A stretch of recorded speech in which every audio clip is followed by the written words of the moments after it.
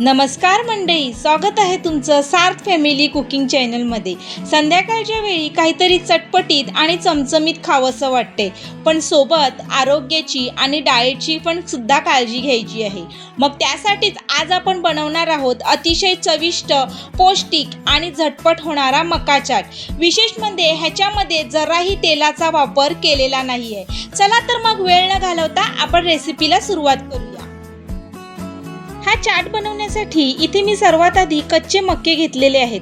ते व्यवस्थित शिजवण्यासाठी मी त्याचे 2 भाग करून घेतलेले आहेत आणि त्याचे तुकडे कुकरमध्ये टाकून त्यात थोडंसं मीठ घातलेलं आहे आणि मस्त असे ते वाफवून घेणार आहे। म्हणजे ह्याच्या 2 शिट्ट्या मी काढून घेणार आहे।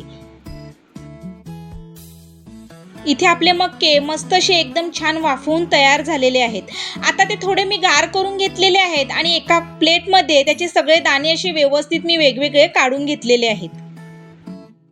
आता चाट बनवण्यासाठी इथे मी एक भांडं घेतलेलं आहे। सर्वात आधी ह्यामध्ये शिजवलेले मक्याचे दाणे टाकूया।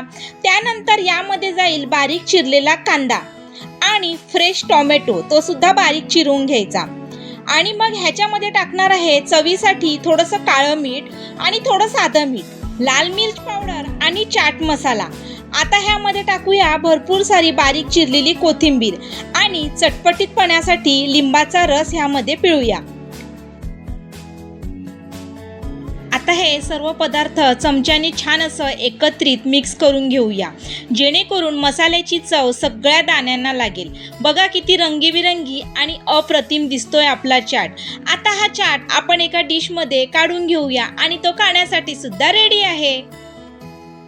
तर मंडळी, आपल्या संध्याकाळच्या भुकेसाठी आणि डाएटसाठी उत्तम असलेला मका चाट रेडी आहे।